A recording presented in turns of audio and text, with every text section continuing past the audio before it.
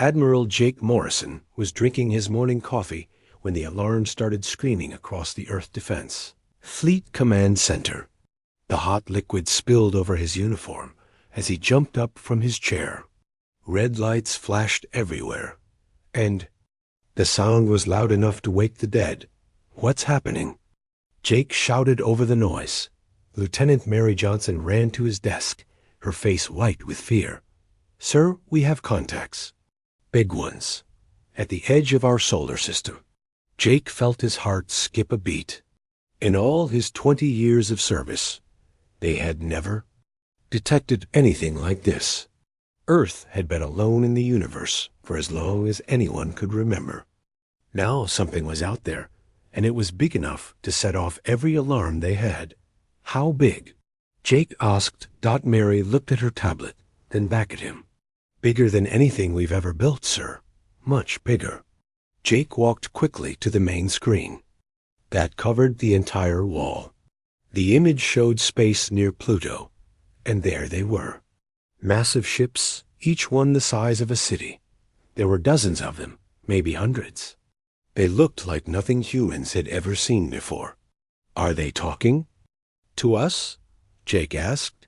We're getting something now, sir, said Captain Ben Rodriguez from the communication station. Ben was Jake's best friend and had been with him through many battles. If Ben looked worried, then things were really bad. The main screen changed, and suddenly they were looking at something that definitely was not human. The creature had gray skin, 4 arms, and eyes that seemed to glow with their own light. When it spoke, the words came out in perfect English, but the voice was cold and empty. I am High Commander Zeth Kalar of the Keltharian Empire. You will surrender your planet immediately.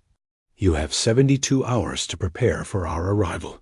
Any resistance will result in the complete destruction of your species. The screen went black. The command center was completely silent, except for the quiet hum of computers.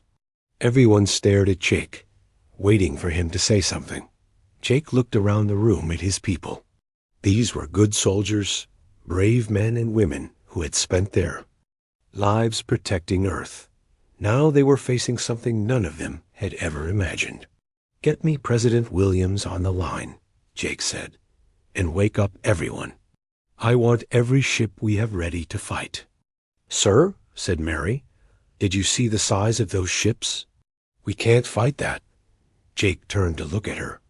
Maybe not, but we're going to try. While Jake was talking to the president, Dr. Lisa Carter was working in her lab 3 floors below. Lisa was Earth's top expert on alien life, though until today that had been mostly theoretical. She had spent her whole career studying the possibility of life on other worlds. Now that life had come to Earth, and it didn't look friendly, Lisa was trying to understand the alien transmission when her assistant, Dr. Tony Martinez, burst into the lab. Lisa, did you see the news? They're everywhere. The whole fleet is mobilizing. Lisa didn't look up from her computer. I'm trying to decode their language patterns. This is incredible, Tony. They've been watching us. What do you mean? Lisa pointed to her screen, which showed wave patterns and mathematical formulas. Their transmission wasn't just a threat. It was a complete analysis of our military capabilities. They know exactly how many ships we have, what weapons we carry, everything. Tony sat down heavily in a chair. How long have they been watching? Months. Maybe years. Lisa's fingers flew over the keyboard. Look at this. They have detailed maps of our cities, our military bases, our population centers. They've been preparing for this.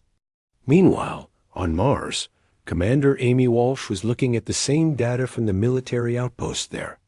Amy had been stationed on Mars for 3 years, and she knew the Red Planet's defenses better than anyone.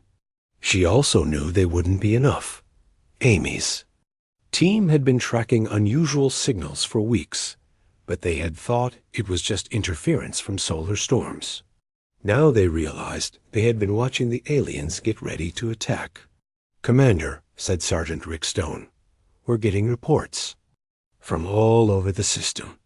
They're not just at Pluto. There are ships near Jupiter, near Saturn. They've surrounded us." Amy nodded grimly. "How many people on this base?"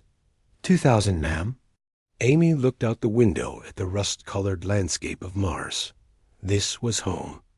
Now for her and for thousands of other humans who had made their lives among the stars. She wasn't going to let aliens take it without a fight. Back on Earth, Jake was finishing his call with the president. The conversation had been short and to the point. Earth would not surrender. Every human colony, every ship, every soldier would. Jake walked back to the main screen, where the image of the alien fleet was still visible. The ships were beautiful in their own way, but they were also terrifying.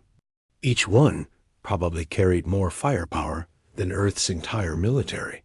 "Sir," said Ben, "we're getting messages from all over.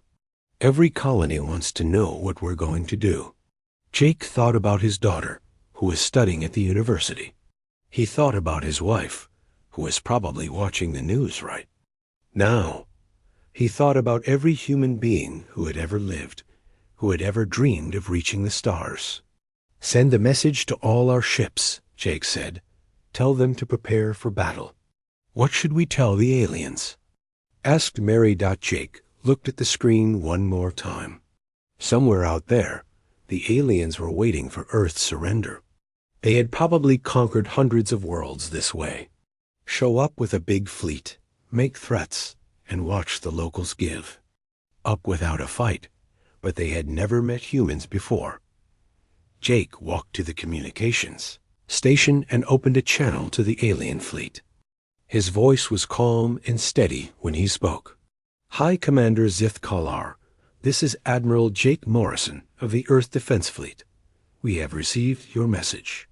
Here is our response. If you want Earth, come and take it." The message went out across space, carrying humanity's first words to the stars. 3 words that would change everything. Come and take it. High Commander Zeth Kalar stared at the communication screen with 4 of his eyes, while his other 2 examined the data his intelligence officers had gathered. In 3,000 years of conquest, no species had ever said no to the Keltharian Empire, not one. Did they understand our message? Seth Kalar asked his second-in-command, Sub-Commander Veltar. "Yes, High Commander, our translation systems are perfect." They understood every word. Zeth Kalar's skin changed from gray to a darker shade that meant confusion. Then why did they refuse?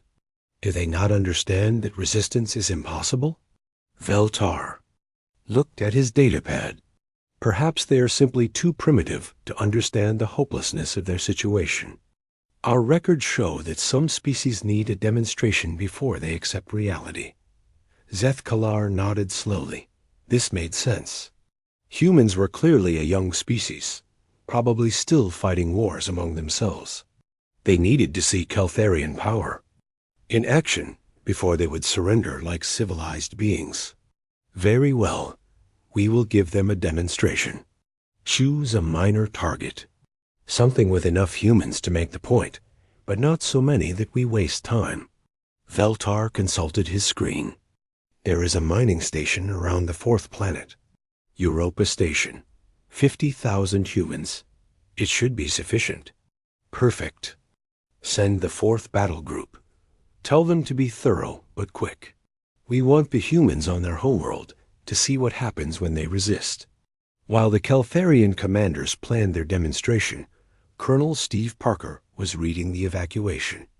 Orders that had just arrived at Europa Station. The orders were simple. All civilians were to leave immediately. The station was about to become a target. Steve looked around the command center at his people. Most of them were miners and engineers, not soldiers. They had come to Europa to dig ice and build a new life among the stars. Now they were being asked to run from their homes. "Colonel," said his aide, Lieutenant Helen Davis, "the civilian transports are ready. We can have everyone off the station." In 6 hours, Steve shook his head. No, we're not leaving. Sir, this is our home. We built this place with our own hands. We're not going to run just because some aliens told us to. Helen looked worried. But sir, Admiral Morrison's orders were clear. Evacuate all non-essential personnel. Steve smiled. Grimly. Then I guess we're all essential personnel now. The news that Europa Station was refusing to evacuate spread quickly through the human colonies. On Mars, Commander Amy Walsh watched the reports with growing pride. On Earth, Dr. Lisa Carter was monitoring alien communications and noticed something. Strange. They're confused, Lisa told her assistant Tony. The aliens are actually confused about why we won't surrender. What do you mean? Lisa pointed to the patterns on her screen. Look at their communication frequencies. They're sending the same message over and over to their homeworld. They keep asking why humans won't behave like other species. Tony frowned. How do other species behave? They surrender immediately. According to what I'm picking up, the Keltharians have conquered over 800 worlds, and every single one gave up without a fight. Everyone? Everyone. They show up, make threats, and the locals surrender. It's worked for thousands of years. Tony was quiet for a moment. So they don't actually know how to fight a real war? Lisa looked at him with sudden understanding. That's exactly what I'm thinking. At Europa Station, Steve Parker was preparing his people for battle. The station had been built for mining, not fighting, but Steve had been a soldier before he became a miner. He knew how to turn anything into a weapon. Listen up, Steve told his team leaders. We've got mining lasers, explosives, and the best knowledge of this station's layout. The aliens are coming here, expecting us to surrender. Instead, we're going to show them what happens when you threaten a human's home. The Keltharian 4th Battle Group arrived at Europa 12 hours later. The group consisted of 6 massive warships, each one carrying enough firepower to destroy a small moon. Sub-Commander Klex War was in charge of the operation. This should be simple, Klex War told his officers. We destroy a few outer structures, and the humans will surrender.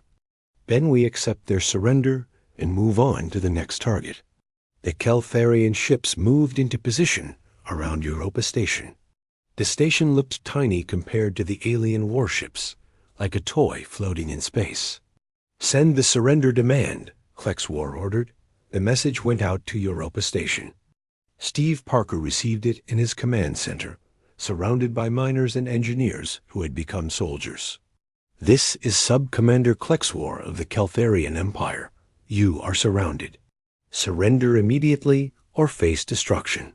Steve looked around.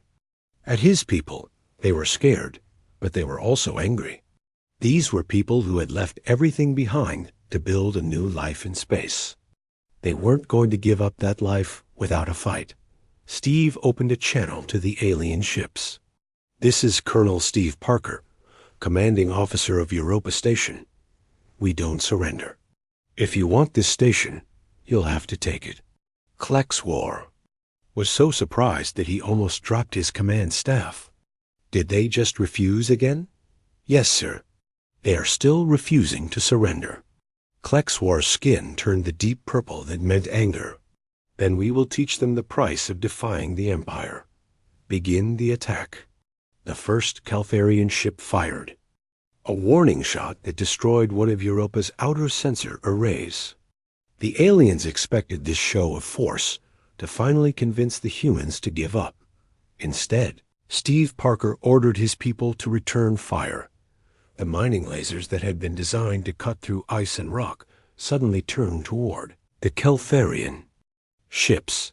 The explosives meant for clearing asteroid debris became improvised missiles. The station's infrastructure became a maze of defensive positions. The Keltharians had never faced anything like this. Their tactics were designed for intimidation, not actual combat. When their warning shots were met with return fire, they didn't know what to do. "They're shooting at us," Klex War shouted. "They're actually shooting at us." The battle lasted 6 hours. When it was over, Europa Station was badly damaged, but it was still there. 2 of the Calfarian ships had been destroyed, and the other 4 were retreating. Steve Parker stood in his ruined command center, bleeding from a cut on his forehead, and smiled. They had done it. They had made the aliens run away. The news of Europa Station's victory spread across the human colonies faster than light. On Earth, Admiral Jake Morrison watched the reports with growing amazement. "They actually won," he said to Captain Ben Rodriguez. 50,000 miners and engineers just defeated a Calfarian battle group. Ben nodded. "And look at this. We're getting reports from other colonies. Everyone wants to fight. Nobody wants to evacuate." Jake looked at the tactical display showing the positions of the alien fleet. For the first time since this whole thing started, he began to think that maybe, just maybe, humanity had a chance. High Commander Zeth Kalar received the report from Europa Station with disbelief. "They destroyed 2 of our ships." "Yes, High Commander. And they refused to surrender, even after we demonstrated our superior firepower." Zeth Kalar's skin turned colors rapidly as he processed this information. This is impossible. No species behaves this way. No species fights back. "What are your orders, High Commander?" Zeth Kalar looked at the tactical display showing the human solar system. For the first time in his long military career, he was facing an enemy that didn't behave according to the rules. "Prepare the main fleet for battle," he said finally. "It seems we will have to do this the hard way." But even as he gave the order, Zeth Kalar couldn't shake the feeling that something was very wrong. The humans were acting like no species he had ever encountered. They were acting like they actually thought they could win, and that was impossible, wasn't it? 3 weeks after the victory at Europa Station, engineer Tony Martinez was working in a secret facility deep under the Rocky Mountains. The facility had been built to study alien technology, but until recently, there hadn't been any alien technology to study. Now, there was plenty. Tony looked at the wreckage of the 2 Calfarian ships that had been destroyed at Europa. The debris had been carefully collected and brought to Earth for analysis. What Tony and his team had discovered was shocking. "This is incredible," Tony said to his team. "Their technology is actually less advanced than ours." Dr. Susan Clark, his lead scientist, looked up from her computer. "What do you mean? Look at these power systems. They're huge, wasteful, and inefficient. We could build the same thing with half the materials and twice the power output." "But their ships are so much bigger than ours," Tony nodded. "That's exactly the point. They need bigger ships because their technology is so inefficient. They've been using the same designs for thousands of years without improving them." Susan stared at the alien components spread across the work table. "You're saying they've stopped innovating? Think about it. When you can conquer any world just by showing up and making threats, why would you need to improve your technology? They've been bullying their way across the galaxy for so long that they've forgotten how to actually fight." While Tony was discovering the weaknesses in alien technology, Captain Ben Rodriguez was putting together a plan to use that information. Ben was standing in the war room on Earth, looking at a 3-dimensional map of the solar system that showed the positions of every human and alien ship. "Here's what we know," Ben said to the assembled officers. "The aliens have about 200 ships in our solar system. Each ship is big and heavily armed, but they're also slow and predictable." Admiral Jake Morrison studied the display. "What are you thinking? Hit and run attacks. We use our smaller, faster ships to attack their supply lines and support vessels. We don't try to fight their main battle fleet directly. We make them chase us."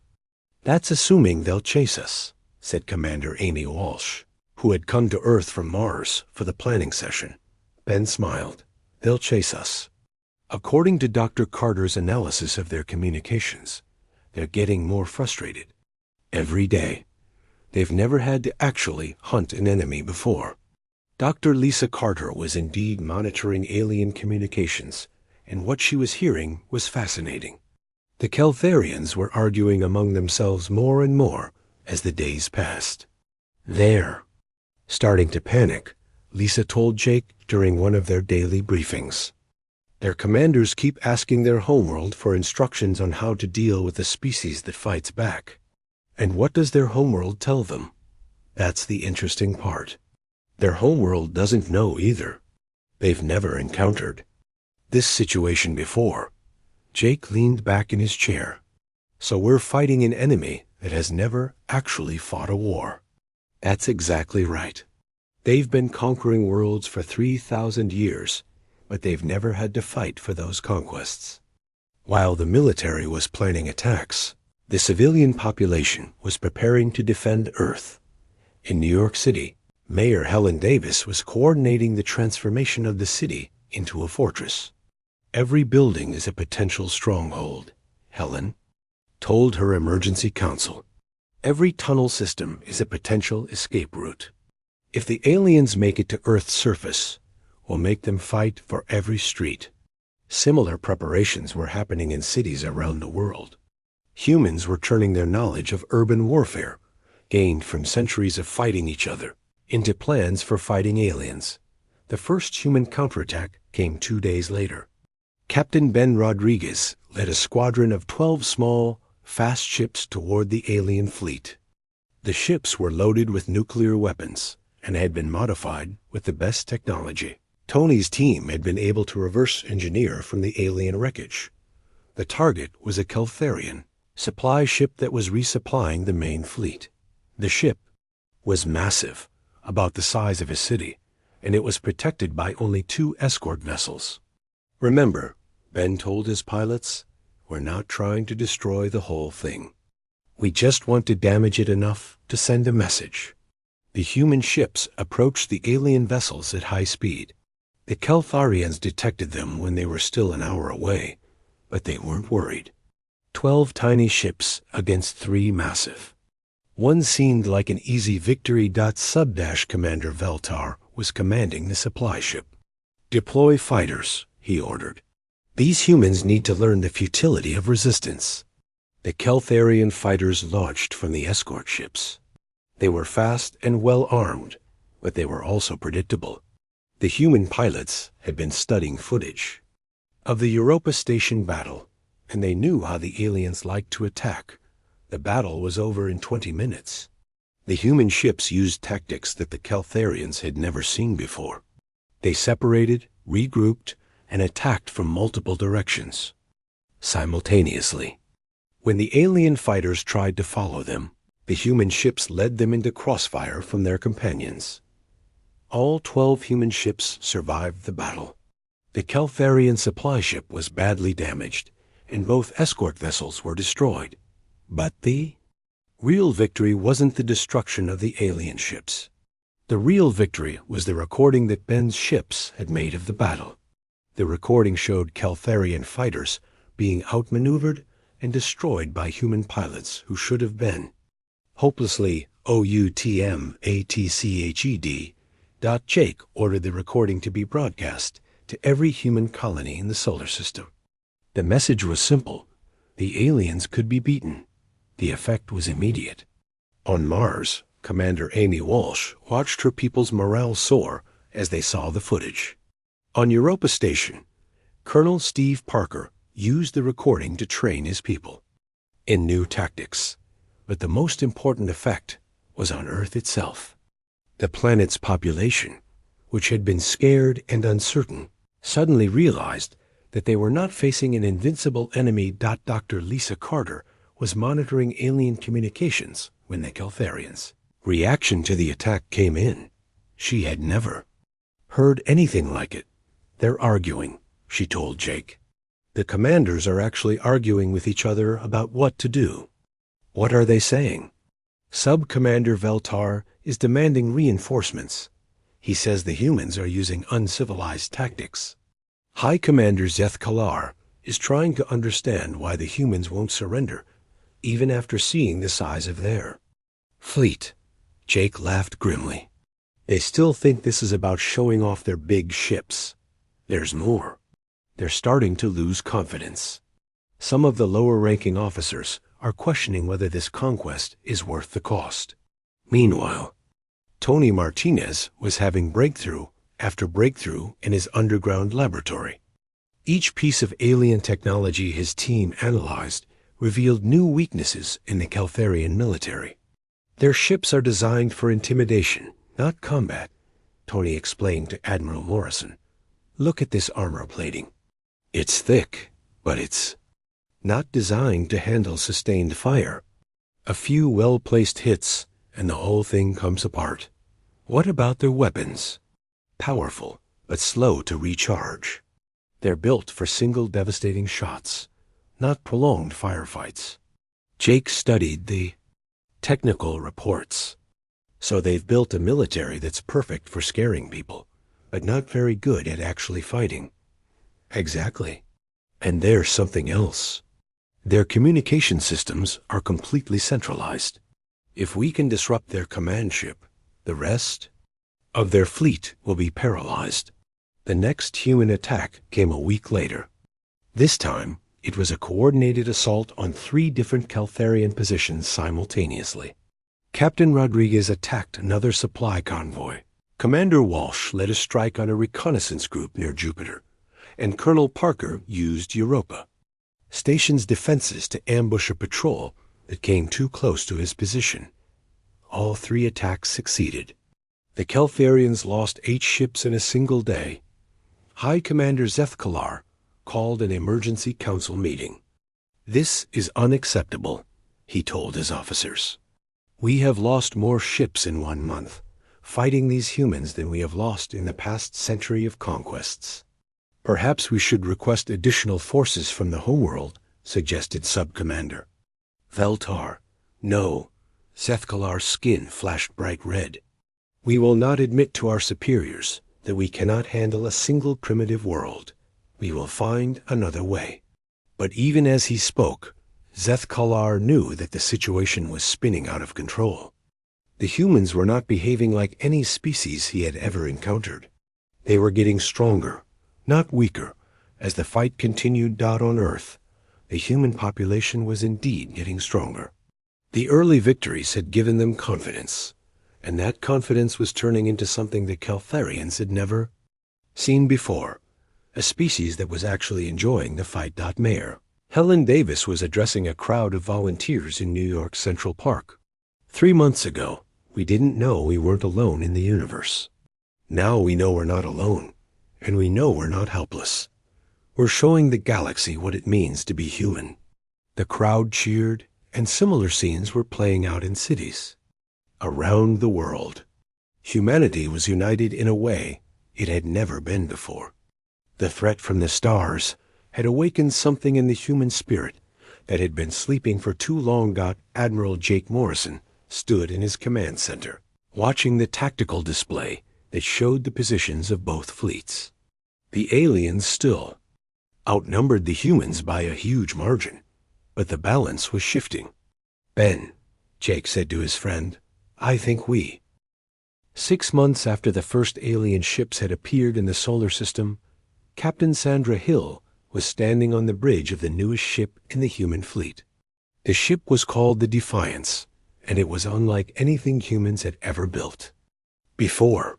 It's beautiful, said her second-in-command, Lieutenant Commander Rick Stone, looking at the tactical display that showed their destination. Sandra nodded. The Defiance was built from alien technology that Tony Martinez's team had reverse-engineered, but it was improved with human innovation. It was faster than any Caltharian ship, more maneuverable, and packed with weapons that the aliens had never seen before. Are you ready for this? Sandra asked Rick. Are you asking if I'm ready to take the fight to them instead of waiting for them to come to us? Rick grinned. I've been ready for months. The Defiance was not alone. Behind it was a fleet of 30 ships, all built using the new hybrid technology. They were heading toward the first Caltharian-controlled system outside the solar system. And they were going to do something that no species had ever done before. They were going to liberate a world from the Caltharian Empire. The target system was called Proxima Tertius by the humans, but the Caltharians called it Conquest Point 847. It was a world that had been conquered by the Empire 50 years ago, and its original inhabitants had been enslaved to work in the mines. Admiral Jake Morrison had chosen this system carefully.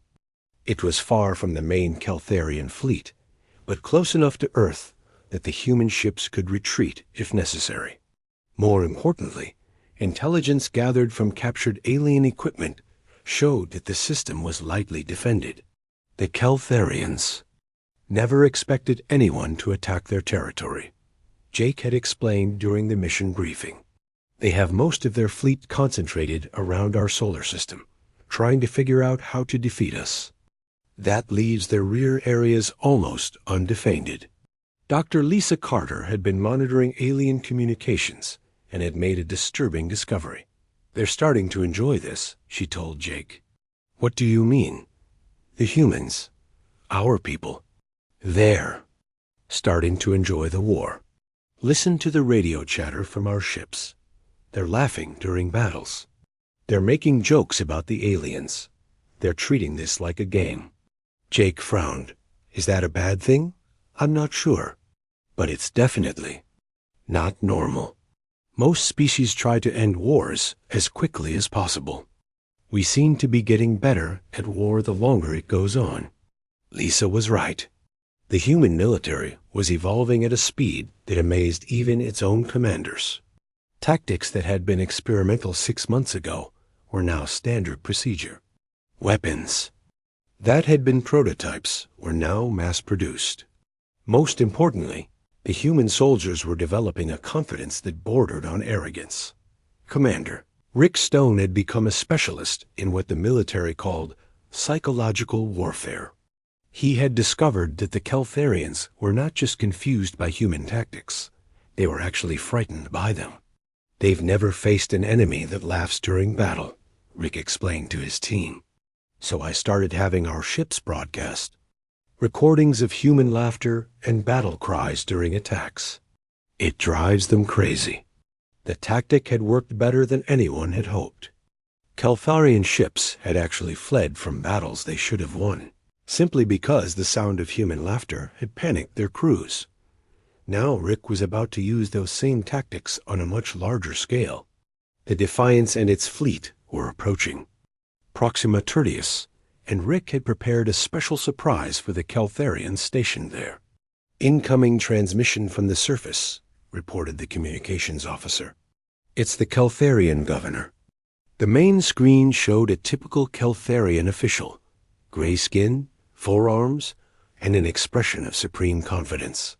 Unknown vessels, you are entering restricted space. Identify yourselves immediately. Sandra smiled. This is Captain Sandra, Hill of the Earth Defense Fleet. We're here to liberate this world. The alien's expression changed from confidence to confusion. Liberate? What does that mean? It means you're about to learn what happens when you enslave free people. The battle for Proxima Tertius lasted 3 days. The Caltharians had 6 ships defending the system, along with orbital defense platforms and ground-based weapons. Under normal circumstances, it should have been an easy victory for the defenders, but these were not normal circumstances. The human ships used tactics that the Caltharians had never encountered. They attacked in coordinated groups, but from unexpected directions. They used electronic warfare to jam alien communications. Most importantly, they broadcast psychological warfare messages that filled the Caltharian frequencies with sounds of human laughter and music. They're doing it again, reported the Caltharian commander to his superiors. The humans are laughing while they fight. What kind of species laughs during battle? The answer came from Colonel Steve Parker, who was monitoring the alien communications from Europa Station. The kind of species that wins, he said to his staff. By the end of the third day, all 6 Caltharian ships had been destroyed or captured. The orbital defenses were gone, and the ground forces had surrendered. For the first time in 3,000 years, a world had been freed from the Caltharian Empire. The native population of Proxima Tertius had been enslaved for 50 years. They were a peaceful species called the Veltans, and they had never seen anything like the human liberation force. "You came to help us?" asked the Veltan leader, speaking through a translation device. "But why? We cannot repay you." Sandra looked at the alien, who was about half the size of a human and had fur instead of skin. "We didn't come here for payment. We came here because no one should be enslaved. But you are taking such risks. The Empire will send more ships. Let them come. We're not afraid of the Empire." The Veltan leader stared at Sandra with large, round eyes. "You are not afraid of the Caltharians? But they are invincible." "No," Sandra said, "they're not. And we're going to prove it." News of the liberation of Proxima Tertius spread through the galaxy faster than light. For the first time in 3,000 years, a species had successfully attacked a Caltharian-controlled world. The psychological impact was enormous on the Caltharian homeworld. The Empire's ruling council was meeting in emergency session. Emperor Kathmalar, who had ruled for over 1,000 years, was listening to reports from across the galaxy. "The humans have inspired rebellions on 17 worlds," reported his intelligence chief. "Species that have been peaceful for centuries are suddenly attacking our garrisons." "How is this possible?" the Emperor asked. "They are broadcasting messages across the galaxy. They are telling every enslaved species that the Empire can be defeated." The Emperor's skin turned the deep purple that meant rage. "One small world is causing all this trouble? It is not just one world anymore, Your Majesty. Our intelligence suggests that the humans are planning to attack more of our territories." The Emperor was right. Back on Earth, Admiral Jake Morrison was planning the next phase of the war. The success at Proxima Tertius had proven that the human fleet could defeat Caltharian forces in open battle. Now it was time to take the fight to the Empire itself. "We have momentum," Jake told his staff. "For the first time in their history, the Caltharians are on the defensive. We need to keep them off balance." Captain Ben Rodriguez was studying star charts that showed Caltharian territory. "There are hundreds of enslaved worlds. We can't liberate them all." "We don't need to liberate them all," Jake replied. "We just need to liberate enough to start a chain reaction. Once the galaxy sees that the Empire can be beaten, other species will start fighting for their own freedom." Dr. Lisa Carter was monitoring alien communications and had made another interesting discovery. The Caltharians are starting to question their own system.